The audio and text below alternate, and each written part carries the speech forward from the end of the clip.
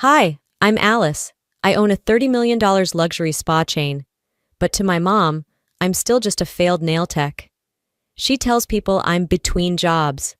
She set up a nail salon interview for me, and at my parents' anniversary party, I wasn't even allowed to speak. They praise my siblings like royalty, while I sit invisible in a room I helped pay for. Then came the fake job application, the ruined deal, the rumors of bankruptcy, started by my own brother. And now my sister? She's trying to steal my investors. How did it get this far? Thanksgiving used to be my favorite holiday, until it became a parade of polite humiliation, wrapped in gravy and green bean casserole. I pulled into the driveway of my parents' home in Austin just before noon. The house hadn't changed since I left for Arizona a decade ago. Same red brick, same overgrown rose bushes my mom always said she'd trim. I sat in my Genesis for a minute, fingers curled tight around the steering wheel. My heart thudded, not from nerves exactly, just the quiet dread of being treated like someone I no longer was. Inside, the scent of cinnamon and roasted turkey clung to every corner. My sister Celeste greeted me with a wide, camera-ready smile. "There she is," she said, patting my shoulder like I was a stray cat. "Still doing nails out west, huh?" I blinked, smiled like I didn't just get slapped in the face. "Hi, Celeste. Happy Thanksgiving." Tobias, my cousin, chimed in from the living room. "You still using glitter polish on old ladies in Scottsdale? Or have you upgraded to eyebrow threading?" Chuckles rippled through the room. I felt every eye glance past me, not at me. They didn't mean to be cruel. That was the worst part. Dinner was a buffet of passive-aggressive commentary. My uncle bragged about his real estate portfolio. Celeste announced her promotion. Again. I stayed quiet, chewing on my stuffing and swallowing down words far heavier. Then came the moment I should have expected. My mother, Lorelei, raised her wineglass and smiled my way. "Alice has always been so artistic. She still does nails, right? In Arizona?" A silence fell just long enough to sting. Tobias burst out laughing. "Hey, art's art, even if it's on toes." I didn't flinch. I just raised my own glass, smiled back and said, "Something like that." After dessert, Mom pulled me aside near the fridge, her voice syrupy sweet. "Honey, I met a lovely woman at the market. Her daughter owns a nail salon downtown. They're hiring. I told her you'd stop by Monday." I stared at her. My ears rang. She kept going. "It's a good location. You'd get walk-ins. And stability. Finally. 12 spas, 5 states, $30 million in annual revenue. But to her, I was still the girl who painted glitter stars on her teenage cousin's toes at Christmas. I didn't argue. I just nodded and walked outside.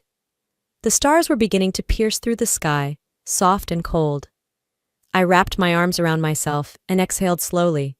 She never even asked what I do. She just assumed. And tonight, something inside me cracked. The invitation came in the mail 2 weeks later, all gold foil edges and cursive script. "Join us in celebrating Lorelei and Alaric Wynn's 40th wedding anniversary." Celeste's name was printed at the bottom as event coordinator, of course. I stared at it for a long minute before setting it aside on the counter. I almost didn't go. I thought about skipping it entirely, sending flowers instead. But then I imagined their smiles, the toasts, the speeches, and my empty chair. That would have been too easy for them. I needed to be there, if only to remind myself why I kept my success to myself. The event hall shimmered with crystal chandeliers and velvet runners. Everything about it screamed money. I wore a navy sheath dress, simple, elegant, not flashy, but far from invisible. I walked in just as Celeste was directing the waitstaff. She barely looked at me before returning to her checklist. Tobias was already holding court at the bar, retelling some exaggerated story about a business deal in Miami. "Closed in 2 days. They begged me to take their money," he boasted. As I passed a group of ants near the floral arch, I caught the tail end of a sentence. "Celeste's new promotion will put her over 6 figures, so proud." No one mentioned me, not even in passing. I smiled, nodded when spoken to, asked polite questions. No one asked what I was working on, not even once. After dinner, the lights dimmed and the MC stepped up. "Now, a few heartfelt words from the Wynn children," he announced with practiced warmth. "Please welcome Celeste and Tobias." My name was never mentioned. Celeste took the mic first, glowing with self-importance. Mom and Dad taught me that hard work and polish open every door. I wouldn't be where I am without their example. She turned slightly, smiling toward the table where I sat, as if my existence were a decorative afterthought. Then Tobias launched into a story about a family vacation where I supposedly cried over a broken nail kit. Guess she knew early she'd be a beauty guru, he quipped. Laughter erupted. My champagne glass remained untouched. After the crowd moved toward dessert, I cornered Mom near the bathrooms. Why wasn't I included in the speech lineup? She looked genuinely puzzled. Sweetheart, you're still figuring things out. Let the others speak first. You'll have your moment. I didn't argue. What would have been the point? Later that night, back home in Scottsdale, I sat on my balcony, watching the city lights flicker like distant answers I didn't have yet. My mind wasn't swirling anymore. It was sharp, focused. If I wanted them to see me, I'd have to stop pretending I was small. I'd have to let them see exactly what I'd built, and who they'd ignored all these years. They didn't forget me. They just never saw me to begin with. The email hit my inbox just after sunrise, while I was sipping black coffee and reviewing the Q1 rollout strategy for Etherea's Chicago branch. Thank you for your interest in joining the Glam and Glow sales team. We're excited to invite you for an interview. My stomach flipped. I hadn't applied anywhere. I scrolled down. The attached resume had my name, my old Arizona address, and a stripped-down version of my early career. Internships, retail jobs, even a typo in the summary. The cover letter was the giveaway. My daughter is looking for structure and stability. She's personable, creative, and eager to rejoin the workforce. Lorelei. The contact number was hers. I didn't slam my mug down or scream. I didn't reply or call. I closed my laptop, grabbed my keys, and drove. Past the city limits, past the boutique hotels and cactus-lined roads. I didn't have a destination. I just needed motion, silence. Eventually, I pulled into a viewpoint above the valley. I sat there, letting the engine tick cool and the morning sun bake the windshield. And I thought about those years in Los Angeles, renting a studio so small the kitchen doubled as my desk, working front desk at a gym by day, waitressing at night, taking business classes in between, pitching spa concepts to anyone who'd listen, and plenty who didn't. I thought about how I met Dorian, how we built Etheria from nothing. I thought about our first real investor meeting, how I wore thrifted heels and didn't blink when asked if I could run a business as a woman in wellness. Every moment had been intentional, every step earned, and still, my own mother saw me as someone who needed a part-time job folding towels at a beauty counter. When I finally drove home, the sun was setting behind the mountains. I walked into my condo and dropped my purse by the door. No music, no lights, just me and the view from the glass balcony. I stood in front of the wall where I'd hung every major milestone. The framed certificate from our first grand opening, the article in Spa and Beauty Monthly, the award for top female entrepreneur under 40. And still, she thinks I'm lost. She applied for a job for me. The words came out before I even heard the door open. Dorian stood in the hallway, frozen, a takeout bag in hand. He set the food down, walked over. You're kidding. I shook my head. His jaw tightened. You need to stop letting them write your story. He was right. But first, I needed to decide how mine would be told. I booked the flight to Dallas 2 days after the job application incident. The invitation came from Celeste, some upscale networking mixer with selective industry elites. Normally I wouldn't have bothered. But something about her timing felt calculated, and I needed to know what game she was playing. I arrived at the event just after sunset, dressed in a clean-lined black dress with no logo, no sparkle, and no need to explain itself. The venue was full of clinking glasses and curated introductions. Everyone's handshake had an agenda. Celeste was already on stage, part of a Women in Business panel. Her blowout was perfect, her voice syrupy. I took a seat in the back corner, blending in like I always had at family events, seen but not centered. She smiled toward the crowd. A lot of young dreamers think opening a wellness spa is easy. Throw in a few candles, some eucalyptus, and voila, entrepreneur. Polite chuckles followed. Especially in places like Arizona, she added, eyes glinting as she sipped her wine. It wasn't a joke, it was a jab, and everyone around me laughed like they understood something I didn't. I stayed still. My glass remained in hand, untouched. My fingers curled around the stem just enough to steady the fury crawling up my spine. Later, I spotted her leaning against the bar, laughing a little too loud, flirtatiously tossing her hair while chatting with a tall man in a tailored gray suit. She didn't recognize him. She didn't realize she was speaking to Dorian. I watched from a distance as she leaned in. Do you know much about spa logistics? I'm thinking of starting something similar. Just, cleaner, classier. Dorian's smile was unreadable. He nodded, let her ramble about branding issues, and those amateur spots that confuse polish with profit. She didn't stop talking. She didn't ask questions. She had no idea he was the COO of the very company she was subtly degrading. When he walked back to me, he passed a champagne flute into my hand. She's clueless, he whispered. She thinks she's the smartest one in the room. I nodded, lips tight. Good, let her think that. Because now, the wheels were turning. By the time we left the venue, we had a plan. Etherea's New York expansion would go public next month, with press coverage, a luxury campaign, and full executive exposure. If Celeste wanted to play businesswoman, she'd better prepare for a front-row seat to what a real empire looked like. She just declared war. And I'm ready to show her exactly who she picked to fight with. I was back at Etheria HQ, standing in the center of the glass-walled war room, when Dorian rushed in with his phone still pressed to his ear. Greg pulled out, he said, eyes wide. He's walking away from the resort contract. I blinked. What? He said something changed, something personal. Dorian's voice dropped. Call him. I locked myself in my office and dialed Greg's number. He picked up on the second ring, his tone awkward, too cheerful. Alice, hey, look, I didn't want to make things complicated.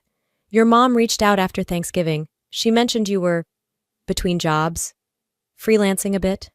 I didn't want to add pressure. I closed my eyes, pressing a hand to my chest like I could keep my ribs from cracking open. Between jobs? Yeah, I thought she'd know best, Greg muttered. She said you needed space. Greg, I run a company with over 200 employees. Silence. I'm sorry, he said. I truly thought. I know, I cut in. Thanks for your time. I hung up and stared at the city beyond my office window. $7 million. Gone. Just like that. Because my mother couldn't utter the words, my daughter is a CEO. The next morning I got in my car and drove.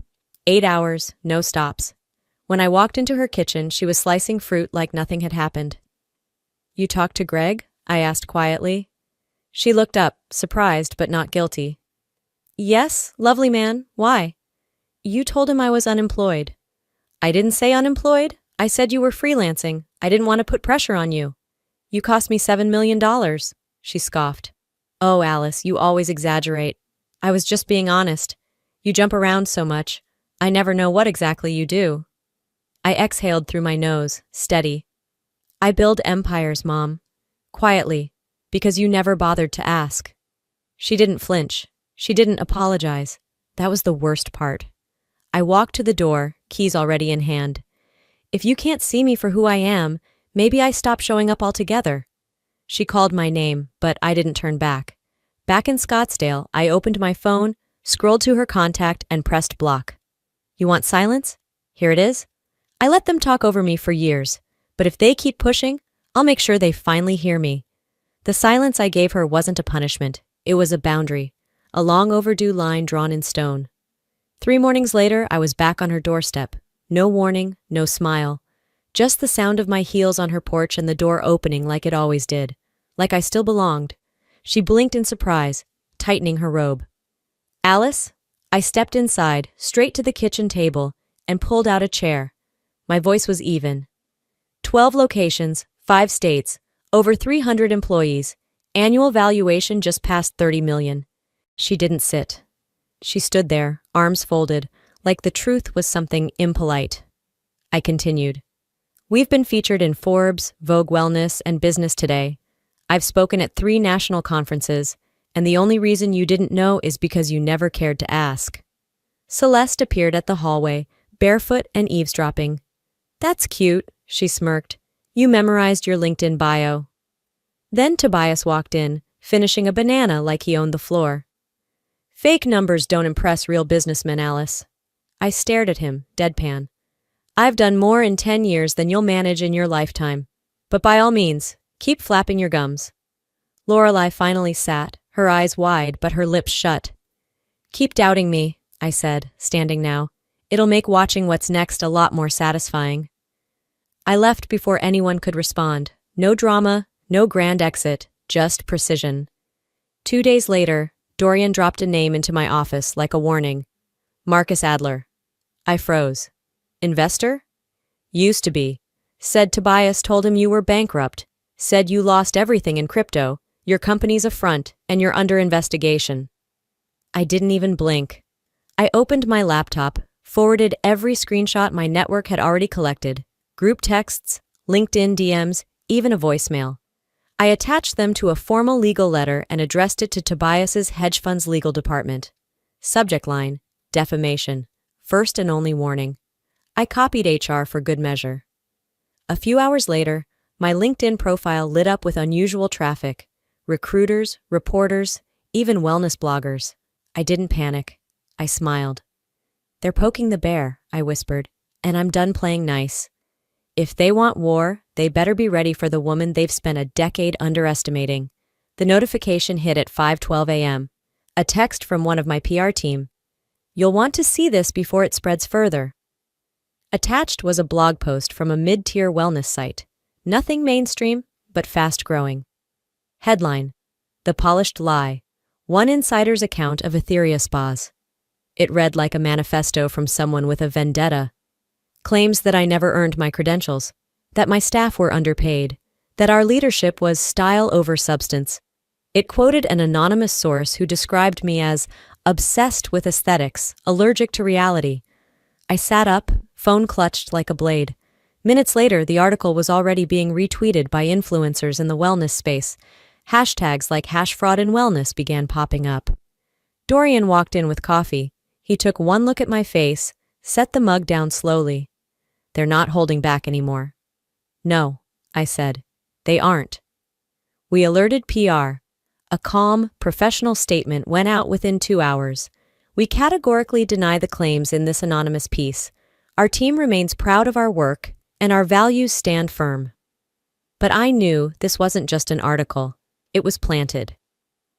Later that afternoon, I drove to my father's house. I needed one ally left in that family, just one. But as I stepped through the threshold, I heard her voice before I saw her. Spa meets finance, scaled but boutique. I'm calling it Aura. Celeste, pitching Dad, in his office, using my blueprint with a different name and a little lavender twist. I stood in the doorway, silent, watching him nod, slowly, arms crossed, but eyes interested. $250,000, she said. Just the seed. I'll double it by Q2. I stepped in. You're funding her now? Dad looked at me, startled. Alice. Celeste turned with a smirk. Oh, hi. Just giving him options. That's what good daughters do, right? I ignored her. You think my reputation's shaky, so you're putting your chips on her? He didn't speak. That was worse than yelling. I stared at him, then at her. If you invest in her, I said quietly, don't bother showing up when we cut the ribbon in Manhattan. No one stopped me as I walked out. Time to end this, on my terms, in front of everyone. The Morrison and Keene boardroom looked exactly how I expected. Glass walls, polished steel accents, a skyline view worth 7 digits. I stood behind the mirrored partition, arms crossed, watching Celeste work the room. She was in full performance mode, tailored blush suit, crisp slideshow, fake humility. This is more than just wellness, she declared. It's about elegance, accessibility, and empowerment. That's why I'm calling it Celestia, something that elevates. The partners nodded politely. She had rehearsed this. I recognized half the buzzwords from my own early pitches, except she was pitching them back to me. One of the board members tapped a pen against his notepad. Thank you, Miss Wynne. Before we continue, we'd like to loop in one more interested party. Celeste's brow twitched. Excuse me? I stepped into the room, black suit, hair slicked, folder in hand. Her jaw didn't drop, but her hands curled slightly on the table. What are you doing here? I smiled as I pulled up a chair. You're not pitching to Morrison and Keene, you're pitching to Etheria Spas, and I'm the one who signs those deals. Silence. I opened the folder, laid out our expansion map, East Coast schedule, revenue growth, 12 locations, national brand recognition, Forbes Wellness Empire to watch. Celeste didn't blink, but the pink in her cheeks deepened. You've been sitting on this. No, I corrected. I've been building it. She reached for her water glass, but her hand shook. You don't have to humiliate me? This isn't humiliation, I said coolly. This is what happens when you try to take shortcuts through someone else's mountain. The lead investor cleared his throat. Miss Celeste, thank you, but we'll be continuing with our original agreement. By the time I stepped into the reception afterward, the press release was live. Etheria Spas partners with Morrison and keen to launch luxury flagship in Manhattan. Champagne flutes clinked around me. Dorian joined my side. Across the room, Celeste stood frozen, her smile sharp but her eyes blank. I turned to her, raised my glass slightly. This was just the soft landing. I could have crushed you. The sky over Manhattan was steel blue, streaked with early sun, and I was already dressed before my alarm buzzed. Today wasn't about revenge. It wasn't even about pride. It was about arrival. From the penthouse suite overlooking Fifth Avenue, I could see the awning of our flagship Etheria Spa. Cameras were being set up, velvet ropes pulled tight. The city moved around me, fast and sharp, but I felt still. A soft knock on the door broke the quiet. Someone's here, my assistant whispered. Says she won't stay long. I opened the door and found my mother. She looked smaller than I remembered. No makeup. A black coat she clutched like armor. I won't make a scene, she said, voice almost steady. I just wanted to say you did it, and I didn't help. That's on me. No tears, no justification, just that. I nodded, unsure if I could speak without breaking. Later, when I stood at the podium, a sea of reporters and cameras aimed at me, I didn't talk about wealth or vision. I talked about belonging. I built this not because I was encouraged, but because I wasn't. Sometimes the empire comes after the war, and sometimes the war is being told you're too small to try. The crowd clapped, but I only looked at the front row, where my mother sat silently. She didn't stand, she didn't cheer, but she wiped a tear with her thumb and held my gaze. Afterward, I caught a glimpse of Alaric nodding politely before slipping away. Celeste hovered by the exit, pretending not to watch. Tobias never showed. Before Mom left, she pressed a folded piece of paper into my palm. Inside, it read, I'm proud of you, even if I never said it right. Back in my suite, I poured myself a drink and stared out at the city I'd claimed. Closure doesn't always roar. Sometimes it whispers, and this one whispered, Enough. I may carry the scars, but I earned every one of them, and they're mine. Maybe your family never clapped for you. Maybe they didn't believe in your dreams, or they mistook your silence for weakness. I've lived that. And what I've learned is this. You don't need their applause to build something extraordinary. You just need to believe in it enough to keep going when no one else sees the vision but you. I spent years proving I was more than their assumptions. Not because I needed their approval, but because I finally understood I deserved my own. And if you're out there fighting a quiet battle, in your career, your home, your heart, let me tell you this. You don't owe anyone your silence just to keep the peace. Speak, build, be seen, and now I want to hear from you. Have you ever felt invisible in your own family? What would you say if you finally had the mic? Tell me in the comments, even just drop a 1 if this story hit home. Or tell me what city you're watching from so we can connect. And if it didn't resonate, that's okay too. Let me know why and what kind of stories do speak to you. I read every comment, and your voice matters here. If this video moved you even a little, please tap that subscribe button so you don't miss the next story. There's more to tell, and I'd love for you to be here when we do.